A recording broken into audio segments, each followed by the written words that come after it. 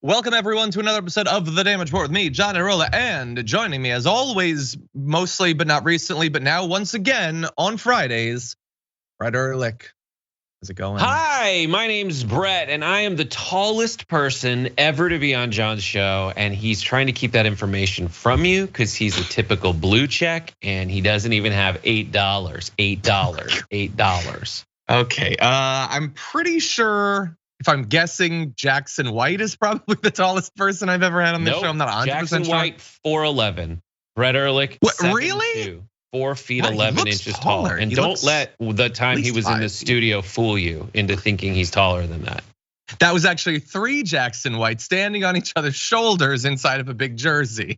Listen, when we took our group photo at our 20th anniversary party, I was not totally standing on my tiptoes for that. Just know that every time you see that photo, I wasn't. It was standing all on my Brett. tippy toes. I am 8 Anyway. feet tall, and I had everyone digitally enhanced to make probably me seem less othered. What it is. Anyway, we will be talking about the Twitter thing later on because I need good news. And a billionaire looking like he's gonna lose tens of billions of dollars is about as good a news as I'm gonna get today. So we've got that coming up and a whole lot more. Not only news, we've got updates on the apparently supposed impending indictment of Donald Trump coming up in the next month or so. Believe it when I see it, but we will be talking about it. Don Jr., like as a legal defense, like trumpeting his own ignorance. So that's kind of fun. Oprah finally weighs in on the Dr. Oz Senate race. We're gonna be talking about that. And if you're watching the full show in the aftermath, we will of course be throwing away our garbage people of the week. I've got a true slimy, stinking pile of garbage to toss in there today. I have done everything I can to not see Brett's. It is still a secret to me, a mystery, and so I'm glad about that, Brett. Because you're an anti-Semite. We'll What? get to it. Is it Kanye? Anyway, I think I might know who it is. Is it a sports thing? We'll see. We'll see if it's a sports thing. Anyway, with that said, we've got a lot of news to get into. Please hit the like button and share the stream if you haven't already. And if you want to send us any comments, tweets, or super chats, we'll respond as we go. But with all that said, Brett, are you ready to start the show? Sure. Okay, let's do it. We're normally on like the show, the first block is whatever like the biggest, most impending domestic news is. We're not doing that today, okay? We're doing something fun on a Friday, sort of. Let's jump into this. Michael Schor once again risked his sanity and potentially his physical well-being by traveling to a Trump rally and talking about that to them about a number of topics, including their belief that Joe Biden is a Satanist. He worships the devil. Now that's a bold claim that requires bold evidence. Let's see what they've got. You think President Biden believes in God? No, not at all. He worships the devil. So I see. So and that's the difference between the two, is that one worships God and one worships the devil. And how do you see that manifested in President Biden? It's showing. No, I mean, I guess where do you see the devil worship come out in President Biden? All over the country, like everywhere. It's everywhere. So I guess tell me a little bit more. I know you're saying it's all over the country. I'm just curious how like specifically, where do you see like, oh, that's because President Biden worships the devil, that blank? Child sex trafficking, the schools, kids, it's everywhere. It's everywhere. And do you think President Biden's responsible for child sex trafficking? Yes. Okay, so sleepy Joe Biden is apparently moonlight. Maybe that's why he's so sleepy during the day, is he spends all night going out finding kids to traffic, and then he doesn't get his the 8 to 10 hours of sleep that older Americans are encouraged to get, and that's why he's so sleepy all of the time. That's probably what it is. Credit to Michael Schor for really giving that person a chance, digging deep with multiple follow-up questions. If you've ever thought, hey, I kind of like John's content, maybe it'd be fun for him to go to one of these. I couldn't do it. I could not do what Michael Schor did right there. He has a level of patience and I don't know, he can wait and give people the opportunity. And it took a couple of tries for her to go beyond everywhere everything, all of it, all is Satan. And then when she finally was required to give specifics, like what do we think all of that is based on? Literally, like she's seen a couple of libs of TikTok tweets. She said, trafficking, schools, kids. That's what it is. That is the evidence that was enough to finally get her to accept the unimaginable, that the president of the United States, who has masqueraded for nearly a century as a devoted Christian, worships the devil himself. Obviously, that requires a lot of evidence to get you to accept something like that. And she's got trafficking, schools, kid. What do you think? She knows she wants a simple answer, and she knows that is a simple answer. She doesn't know. She didn't do all the reading. Is the worst part. Like, do you realize how little reading you have to do to be one of those QAnon nut jobs, and how much reading they provide for you? Have to. There's such a little portion of QAnon Satanist rabbit hole you need to go down in order to just say back what their dumb talking points are. But also, I want to say, like, what she just said is worse than what you'll see on libs of TikTok. Like, the absolute value of nuttiness and nothingness and insanity on display there, it just outweighs anything you'll see in, like, who is the craziest person with the littlest to say and the littlest to want in society to do at like a Biden rally. There's no one remotely like that. And if they call Bernie like the psycho left winger, who is the craziest person there? They have ammunition to back up their claims, but these people don't. And that's why I say, Michael Schur for Congress, baby.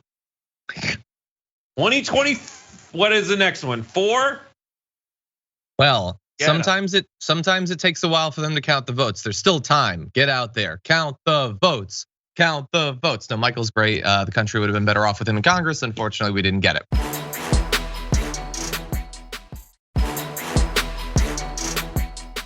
A lot of people think he's the most religious president we've had in a long time, the most God-adoring president. Who thinks that? You've seen polls that say that? I've never seen a poll that says anything about Biden being religious. I just can't imagine that many Democrats really think, or that anyone really even would paint Biden as a Catholic. That strikes me as odd. I don't know where that idea even came from. Well, he's been a Catholic his whole life, and he still worships in a Catholic church every week. But in terms of being a religious man, I'm just not buying it. No, sorry. Like, I want to be clear. I'm an atheist. I don't care whether a politician is religious. I think it would be novel to have an elected official who, like me and like many, many Americans, is not a participant of an organized religion. We don't seemingly have that, or at least there's so much stigma they can't actually come out and say that for the most part. But if that is important to you, well, Biden goes to church every week for decades and decades and decades. Donald Trump, he once had a bunch of protesters mangled so that he could stand in front of a church and hold a Bible up upside down, which I think is a sign of the Antichrist. And so, but again, it isn't about the reality. So the last point that I want to make on this is, and it's a thing that I have to constantly remind myself of, a bias that I stupidly bring to this sort of thing. And I think a lot of people do. It is the assumption that people believe something for one reason. That belief represents the acquisition of information, an analysis of the information, the context, and a conclusion based on it. And that is not the only reason that people believe things. It's probably not even the most likely reason that people believe things, including you could probably find in my life a lot of things that I believe without good cause. I try not to have that be the case in politics, but for many people, their political beliefs are not based on them doing their best to wade through a lot of information. And if only we could get them more information, then they'd come to the right conclusions. No, very often they will believe things as a symbol that they belong to a certain group, where those beliefs are considered important totems of group membership. It can be based on wanting to feel good. It can be based on pursuing emotional rather than intellectual or rational goals.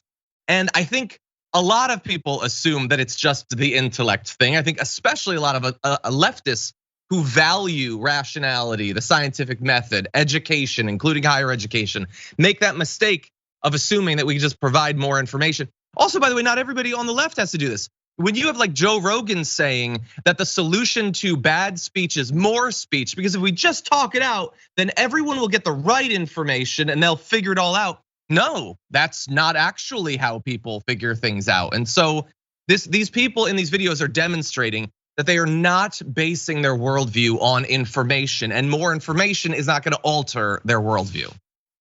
Yeah, I mean, welcome to the party, John. Like, I get it, and it's difficult, and you just proved yourself to be someone who has faith in humanity. And I would say, complicating that, and I guess if I were to augment that, like, there are people who very obviously purport themselves to be, proponents of more speech and getting the right ideas out there, who absolutely are not. Instead, they have a goal. As I said on the show before, politics is discourse in the service of power. And they say the opposite of what they mean, or what they say just to get people to believe that the politician seeking power is on their side. And I think a lot of people, if I were to break down why people believe what they believe, I'd say one, probably their parents. If we're gonna be honest about it, most people believe what they believe because their parents, either because they agree with their parents and they want to be like their parents, or they hate their parents and they don't want to be like their parents. I think more than any of this, that will, and you can prove that clinically, that is gonna inform what you believe over anything else. But the other thing people do is and this is related to why they believe what their parents believe, is they look around and they're like, am I happy right now? That's it. And right now could mean this era or today, if we're just talking about belief. Then they say, well, what are things like right now? And if I'm not happy with how things are right now, I am going to be mad. I'm going to believe that the opposite of what's happening right now. And that's where the political operatives enter in and guide their resentment, their discontent toward a political faction. And that's why you see people like Lindsey Graham going up to Herschel Walker and saying like, I can't wait to have someone like this in Congress. He doesn't want anyone no one wants someone like Herschel Walker in Congress, especially if you outline what Lindsey Graham himself says he wants the Congress to do, which is outlaw abortion on a national level. And Herschel Walker has paid for two. If he thinks it's illegal, he would think Herschel Walker is a murderer, no matter how much he asks forgiveness or pretends he's not. So he's already said the opposite of what he believes. And in every story, the Bible included, when people like Lindsey Graham do stuff like that, and people like Donald Trump go in and swoop up supporters based on a lie, that's the bad guy. And that's actually what Satan does, if we're gonna use their words and their framing. So the more satanic people are the ones who provably are saying the opposite of what they mean for power. That is the definition of evil, and that is the MO of the Republican Party. Yeah. Well said, Brett. I appreciate that. I want to go to just one more little bit of what Michael Shore. By the way, Brett, they put up a bunch of these videos. They available on Rebel HQ? Main show, TYT. On TYT. Okay, so you go to youtube.com/The Young Turks, and the more extended, they did a bunch of these interviews. But there's one more section we wanted to talk about. There are some like trigger words or topics that if you bring them up in front of a Trumper and give them just a little bit of runway to get going and give you their opinions, they can reveal something about themselves that can be truly enlightening. I want to turn now to a little bit of a talk about slavery, who's responsible for slavery. If slavery is a big issue, Michael Shore talking with the Trumper right here. You need to keep in mind too, we didn't invent slavery, we ended it. It was a really hard thing to do. I mean, we fought a civil war over it. England ended slavery just before that, but slavery existed everywhere throughout all of humanity. I mean, my ancestors are Irish. They were enslaved by the British to the tune of 1.25 million. People need God. That's what it comes down to. Okay, so there's obviously a lot there that we can dive into. What I love though? I love that the he looks use like of an irradiated Kieran Culkin. No, this isn't about this guy. I don't know who that guy is. I don't really care who that guy is. I care that a lot of Trumpers believe what he believes. But yes, he kind of does. And I do miss Succession. Anyway, I love the use of the word we. We ended it. Who the hell's we in that? First of all, it's not you and it's not me. We weren't alive then. But there were very much a lot of people in America who were not actively trying to get rid of slavery. They were trying to continue it, actually. Could we maybe identify who those people and forces actually were? And I love the skip from we didn't invent it, we ended it. Okay, but we also did it. We did slavery for hundreds of years, many people, unimaginable, horrific acts. What you skipped over as if it was just an ellipses or whatever is unimaginable human suffering that you would love for us to gloss over in our education system and in our understanding that can inform politics in the same way that you glossed over it in that statement. Like he is, in my opinion, Kyrie Irving. And the heart of who my garbage person is, because it's not today, because it's not exactly Kyrie Irving. I'll give a little hint.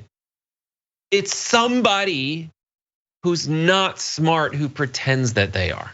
And that's it. Like the smirk, the self-satisfied, like this guy very obviously thinks he is the wisest person in the universe because he saw like one tweet about something or one Facebook post or somebody said something and he admires that person. So he just co-opted a talking point. Yes. That's it. And you know how I feel, yourself included, when people put a t-shirt on under a blazer. Like, first of all, look, bro. There's a reason. Or go and finish off your audition for the reboot of Miami Vice, because that is, roll it up, buddy, roll it up. Anyway, there's a reason. I'm not gonna debate that right now. I do agree though, it's wanting to be intelligent, but not wanting to become intelligent or curious or like, it's just parroting talking points, and like copying a copy, you lose little bits and pieces every time that's like sent from one generation to the next. It's someone telling you what, like, learn your history, but they don't know it. Yeah.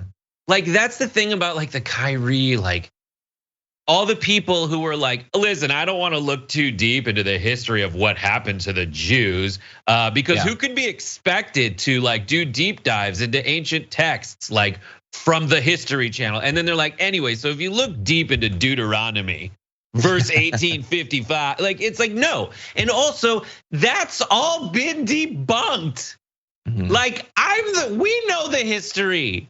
That's why we're like all these things like the Joe Rogans and everybody, the Elon Musks who are like, have you heard this cool new argument? I have heard that argument. It is neither cool nor new.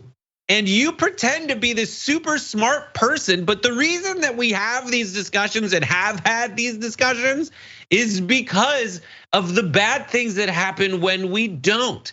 But when you show up to like to the town square, as you want to call it, trying to advance a conversation when really the conversation is literally 100, maybe 1,000 years beyond that, I can't really respect your opinion if you come with stupid stuff like we ended slavery. He's saying the Republicans, people who became Republican, left the Democratic Party. They left for the Democratic Party to start the KKK because the slaves were freed, and then they left the Democratic Party to become the Republicans because the Democrats were for civil rights. Like they don't know the history. At the same time, saying learn your history.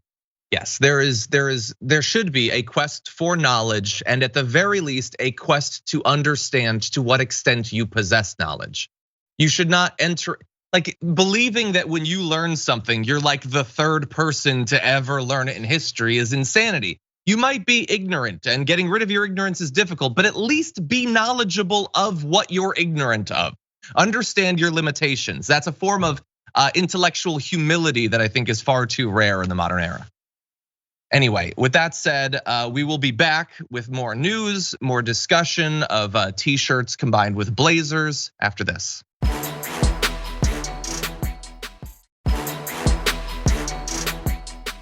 You know the mic's not cut out there. We're a dirty stream now, so we're gonna be disincentivized or whatever. We're gonna be shadow banned. Perhaps Daddy Musk trail, save us. John. Let's just blaze our own trail. It was a metaphor. I see. Okay, well in that case, let's do that, and let's do that in this block actually. Okay. It was announced this morning through anonymous Trump circle people that he's apparently going to be launching his bid for the presidency like less than 1 week after the midterm elections. And there's probably a few reasons that he wants to do that, but I would assume that chief amongst those is the ability to say if any indictments come his way, if any investigations continue, hey, hands off, get off my back. I'm a candidate for office. It's a nice shield. Doesn't make any sense that it should be, but that is traditionally how it's considered. And bear in mind that apparently Justice Department officials have discussed whether a Trump candidacy would create the need for a special counsel to oversee 2 of the many investigations. These are the federal investigations looking into him. They've been talking with CNN about this. They've apparently also been staffing up their investigations with experienced prosecutors so that they're ready for any decisions about possible indictments soon after the midterms. So he's saying, well, not him directly, but that'll come in like a day. His people are saying November 14th is when he would announce, which is historically very early to announce that you're running for the presidency, especially if you're not a very low tier candidate just hoping to get out in front and get a little bit of easy press when there's no competition. For a high profile politician to announce that early is very weird. Anyway, the federal investigators apparently are considering moving on a number of different investigations in the weeks after the midterms. They could, in theory, do it before the midterms, but you can't do that because that could influence the election. And soon you can't do it after because now he's a candidate for the election. There's a lot of like fake norm shields, Brett, and this might well be one of his most effective going forward. We'll see. So when it comes to holding the powerful, legally accountable for anything, you must understand the difference between Newtonian and quantum physics. We live in the Newtonian real world, where there are very basic laws that govern the behavior and consequences of actions. So you, in the same way that if you drop something from 4 feet up and you know its elasticity, you know how high it's gonna bounce. You know that if you rob someone, you're gonna get prosecuted and go to jail for it because we are just normal people in the real Newtonian world. But when it comes to people in power, suddenly the rules of quantum apply, sort of, kind of. And if anyone knows about that, when you're on, you can try to bring the powerful into the real world, but there are all these weird things that don't happen. And let me explain what those are. Those things are norms. We call those like these weird quasi norms that John's talking about. Those are all the times when we try to find a way to apply things that everyone in the world knows about and can identify with to the powerful who do not abide by those rules on a regular basis. And so that's what I think the special counsel people are trying to figure out. How can we get him on an actual crime? And that's what people like Trump are trying to avoid with all these weird tricks and invoking norms like you can't lock up your political prisoners or your political opponents. You just can't do that. That's what they do in third world countries, and they'll say words like third world. But in this situation, what if he is committing crimes? What am I supposed to do? You're just telling me not to lock up a lawbreaker. And that's they try to say, oh my God, let's preserve these norms. At the same time, that same guy has torn down so many of them, and people like him because he tears down norms like that. Why can't I tear down the norm? Like exactly. Let that protect him. Yeah, it is a norm to not investigate your political opponents, but it's also a norm to not try to overturn the results of an election. It's a norm to not try to overthrow the US government. I would argue that's a worse norm to break. But one of the reasons this is an effective defense, at least insofar as his base is concerned, is what I just did right there, pointing out that, well, yeah, you're not supposed to investigate these people, but what if they've committed a real crime? Everyone who has wanted to investigate their opponents in the absence of a crime is of course going to say that there's a crime. So you can make a case that that's what I'm doing, which is effective to their base. Now, I would say that I'm actually coming with evidence of actual crimes, or at least I am knowledgeable of the evidence of actual crimes, but there's just enough of a muddying of the waters that his supporters will never accept any of this. Even though, bear in mind, as you were pointing out, they would refuse to accept that he's committed any of these crimes or is responsible for any of these things, even though at the exact same time, his fans love that he did all of these things. But he definitely shouldn't be investigated for them. So anyway, look, Merrick Garland has been spending months and months and months trying to decide if they should move on this. He works at about the same rate as George R.R. Martin at this point. Maybe he'll decide to do something about it, I don't know.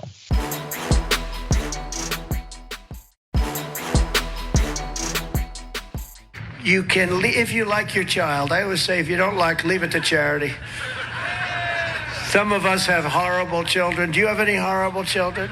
Does anybody have like a child where you really are not gonna leave your farm? Any farmers?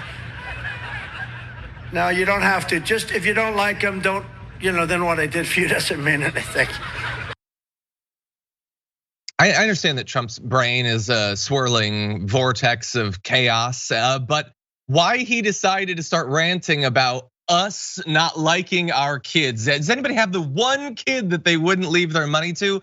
That might seem random, but there might actually be something in the news that could be informing Trump's rant right there. We found out just recently that Trump's eldest son, Don Jr., said in a sworn deposition that he has next to no understanding of the generally accepted accounting principles, or GAAP, the accounting standard adopted by the US SEC.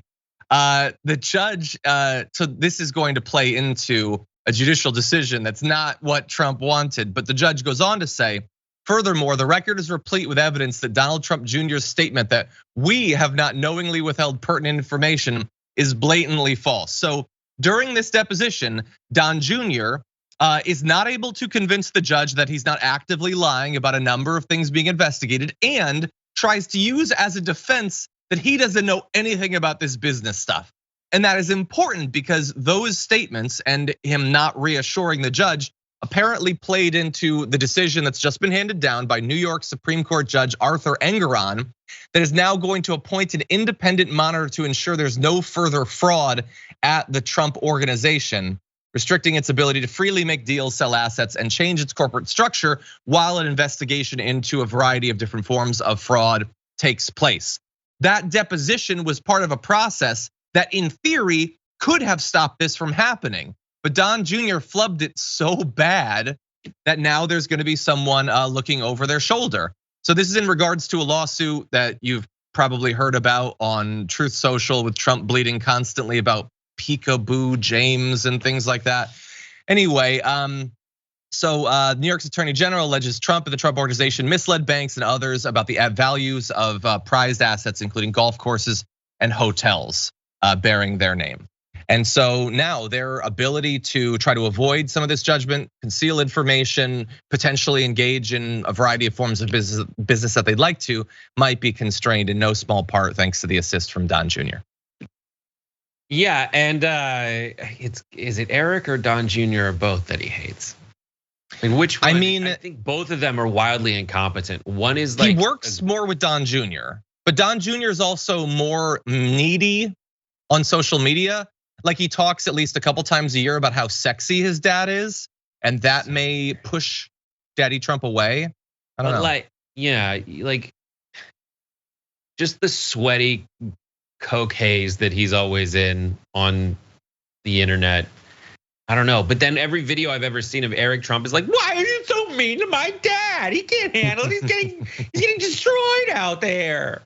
Like they're both bad. He only likes Ivanka, maybe Tiffany, definitely Barron. I think he actually does like Barron. But like, it's so sad. And I think it's a false to assume that there's only one child that he hates. I will also say that was a funny bit.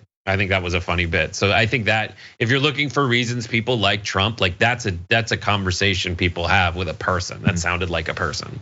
Well, and I would give him, you might be giving him credit for the comedy or the charisma. I'll give him credit for him talking to a bunch of people who don't have 0.2% as much wealth as him, and in using that joke, get them to support an annihilation of the estate tax. That's actually what he's talking about right there. Right, but those farmers do qualify typically for the estate tax. If they have millions of dollars, yes. No, if their farmland is worth money, like that's yeah, potentially if it's worth millions of dollars. That is the kind of, so that's the difference. That is the people that are in play. The people in play are small business owners. The people that in play are exactly that. And Donald Trump is a small business owner pretending to be a large business owner. So in those situations, he wins that 100%. He's like, don't you not want to pay your taxes? Don't you think the IRS is out there to rob from you? And then and that's why they say, that's why they lean into falsehoods. Like they just hired 88,000 IRS agents. Small business owners, and that I mean everyone from a farmer who has had land in their family for many years and is getting pushed out by big farming.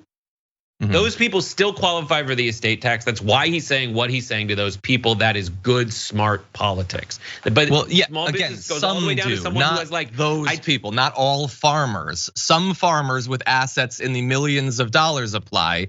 I just don't want us to play into a narrative that the right has been advancing for literally decades, where everybody who has a duck is going to be affected. That's not who Trump actually cares about. He cares about massive farming corporations that are worth hundreds of millions or billions of dollars. I would say he doesn't care about either of those people. Well, his policies will benefit them 100 times more than some random person who's had some real estate. Yeah, I agree with that. I agree with that 100%. Well, yeah, go ahead. Well, no, you quick final point, and then we're gonna go on to another area where maybe you'll agree with me. We'll see. I also think that it's hilarious that Donald Trump Jr.'s excuse is either that he's stupid or that he's evil. And there is, everyone would be hard pressed to find the actual reason, though I'm pretty sure he's stupid evil. Yeah, look, I would assume that he is generally pretty stupid and definitely stupider than he thinks it is. But I would also assume, do you agree or disagree? He probably knows more of the technical business stuff that you're supposed to learn than Trump does, or no? Do you not think so? He knows way less. He knows way less. Really, you think of so? those. See, I would assume that he knows more. Okay. No. I would, if you hear Trump talk in those conversations about stuff that loses the room when he talks about what it takes to run a business, he like when they just get confused. All of that stuff. I've heard, I have a lot of friends who like have small businesses.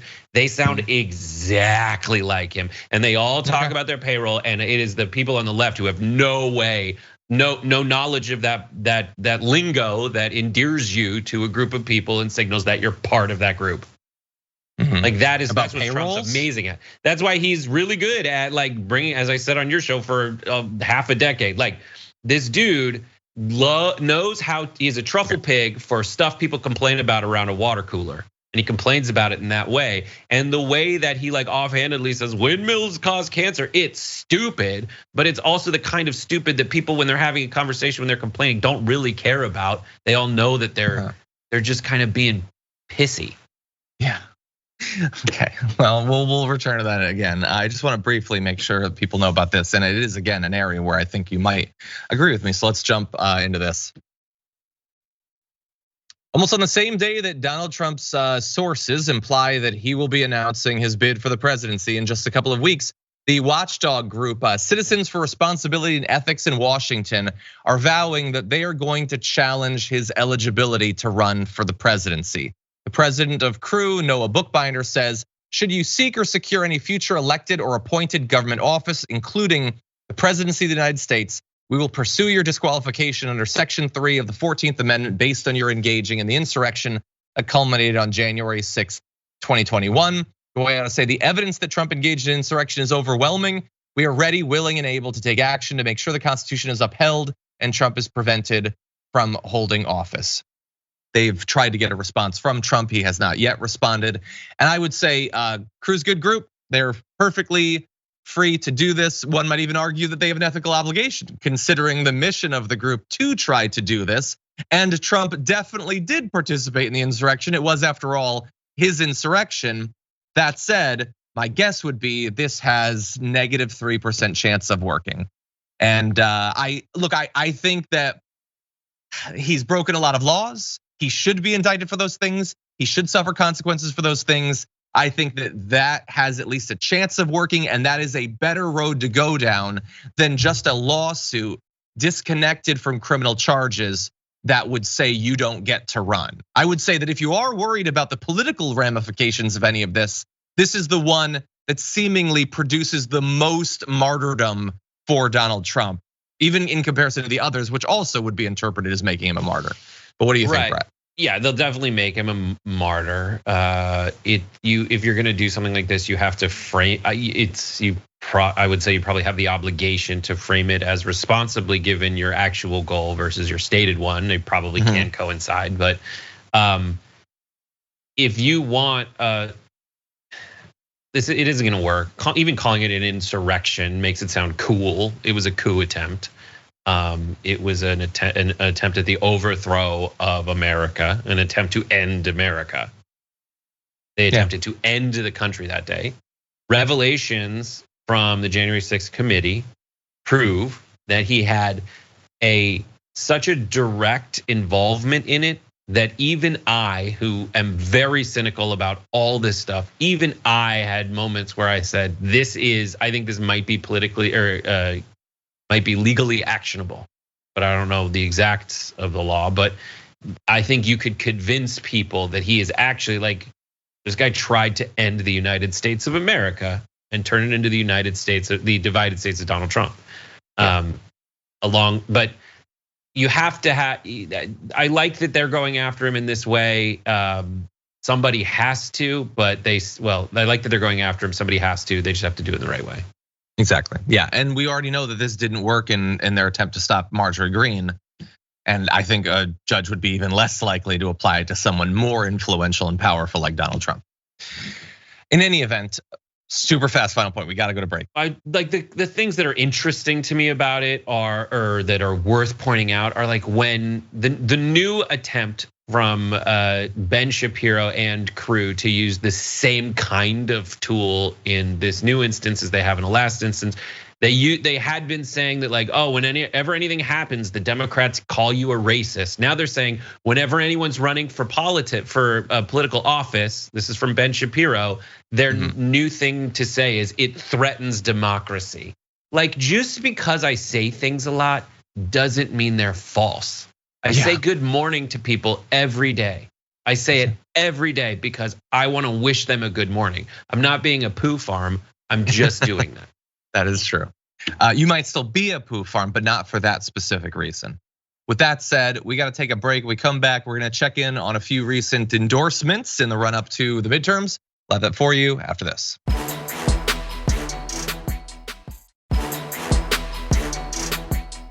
There's a lot of messages we haven't gotten to. We're gonna hopefully do so in the future. But anyway, the IT Dragon gifted 4 subs over on Twitch. Very nice of you. Thank you very much for that.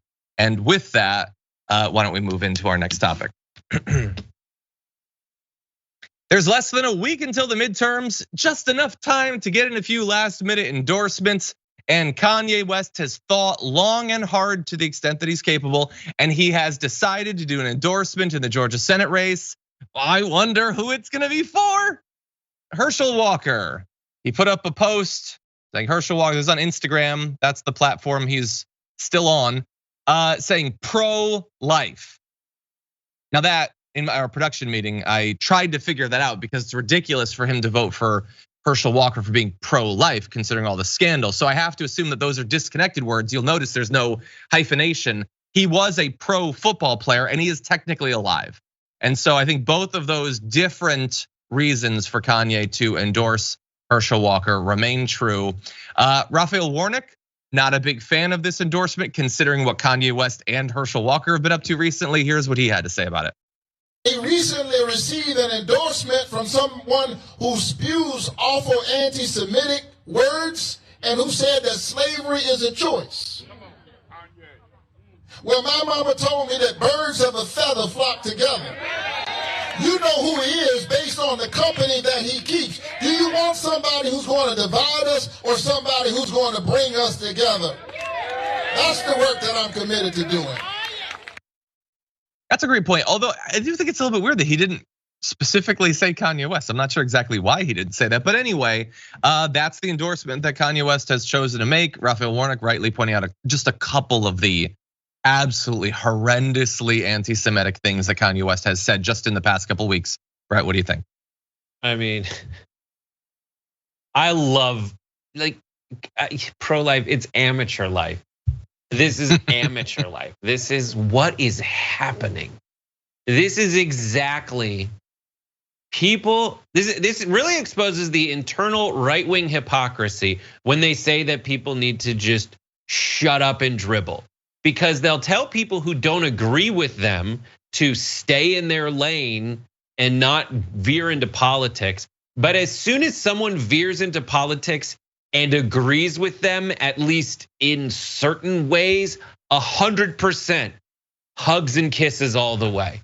So the right wing is absolutely embracing Kanye's weird break from reality.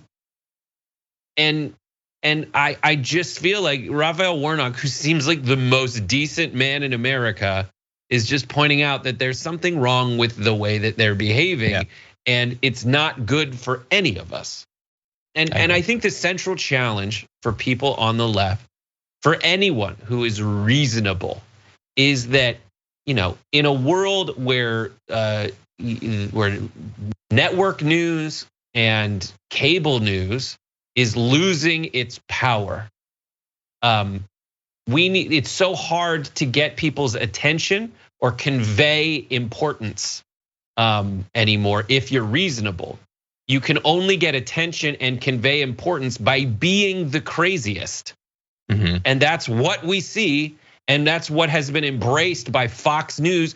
And people like Tucker Carlson have seen the consequences of not being crazy.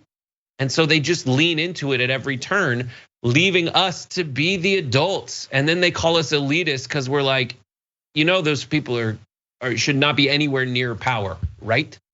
Yeah, 100%. Yeah, and you can see from their past that they grasp that. Tucker Carlson was awful when he was younger, but he was not like he is now. Just 2 years ago, he wasn't nearly as conspiratorial. He clearly took a month. He went bass fishing, and he was really just watching Alex Jones and figuring out lessons for what he could learn from that style of presentation, the crazy laughs you can do, and the conspiracies you can spread. Like, listen, Tucker's dad married the Swanson heir, so that's even one step removed from his like born eliteness. Tucker's dad was the ambassador to the Seychelles. The ambassador to the Seychelles. And he's calling other people elitist. He's an island boy. He hates the ruling class. That's what it is. He hates the ruling class, which is why he communicates on a daily basis with the former and perhaps future president of the United States every single day. Anyway, with that said, I think it's time for us to get to, we're gonna stick in this block. I think, unfortunately, Joe Manchin's gonna have to wait until Monday. But for now, why don't we launch into this? I said it was up to the citizens of Pennsylvania, and of course, but I will tell you all this, if I lived in Pennsylvania, I would have already cast my vote for John Fetterman for many reasons. So that's a pretty big endorsement, sort of, for John Fetterman, especially considering that Oprah Winfrey kind of made Dr. Oz. I don't know how many times he was on her show, but it was many times over many years. He became prominent partially as a result of that. But despite that, she can apparently recognize that he is not who she used to think he was, I guess, that he would not be a good pick for senator. And she has thrown her support towards John Fetterman. Right, what do you think? I think that Oprah's creation of Dr. Oz is just another little Million Little Pieces moment where she had a book club book that it turned out was based on a lie and was a total grift. Like Dr. Oz is the exact same thing. And I'm happy that she is able to call that out. It's not the first time she's had to do something like that. And she does a daily show where she's just trying to share with people like ways to be happy and things to think about and talk about and open up about. She is a warm, leaderly figure in the public eye, and she's doing what the responsible, warm, leaderly figure would do and should do when they understand they're in the public eye, which is come out on the side of what's reasonable and what actually helps, as opposed to some weird antagonistic attempt for attention, which it seems like so many in the media opt for when given the chance. Well, John Fetterman, of course, is thrilled to have this high-profile endorsement. He tweeted out, "Welcome to #Team Fetterman, Oprah." Fetterman called her endorsement an honor and privilege, saying she's a leader on so many issues, fighting for our democracy, passing common sense gun reform, and ensuring racial justice. I'm grateful for Oprah's support and trust on the issues that matter to people across the country in Pennsylvania as we close out this campaign. Dr. Oz has not responded. I am not expecting much of a response from him.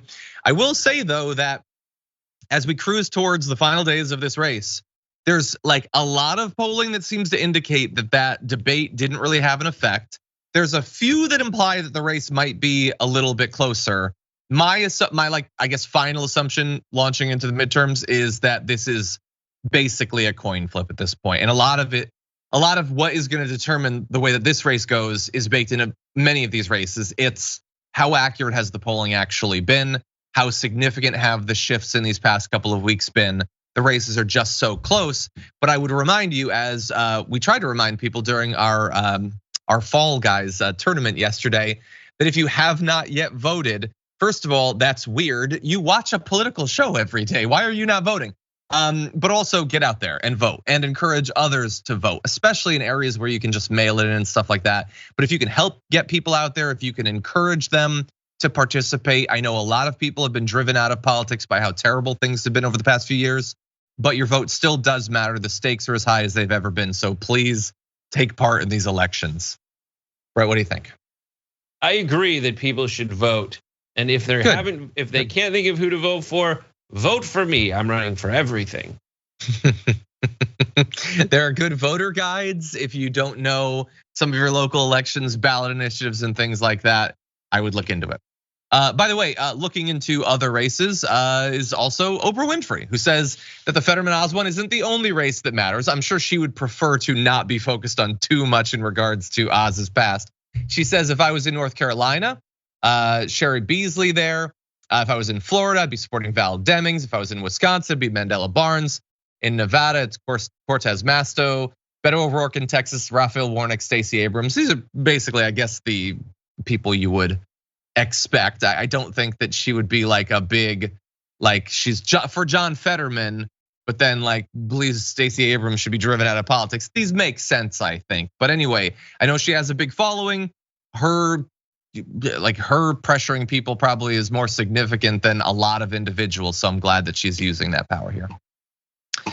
Anyway, with that said, that's all the time we have for our first hour of the show. I'm gonna respond to a few of your comments during this last minute. Gina J, the introvert's been with us for 30 months on Twitch. Introvert Dragon, thank you so much for being with us. Doodly Llama's been here for 3 months. Because I just did for 7. Egypt for 28, thank you. Injustifiable's been here for 22 months. Lynn Ann for 19 says 2 baby dragons and starting on a 3rd, yay. How exciting is that? Aww. Thank you for that.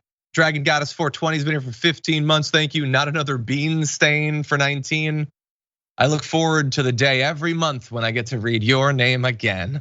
Anyway, with that said, that's all the time we have. So if you're on the podcast, by the way, if you're especially on Apple Podcasts, consider rating and reviewing the podcast, super important for discoverability. But regardless, if you're on other platforms, Twitch and YouTube, the members app, things like that, we've got a lot more news to talk about, including Fox News mocking Elon Musk's Twitter plans. And we will, of course, be throwing away our garbage people of the week, which you're not gonna wanna miss. Brett Erlich and I will be back in just a few.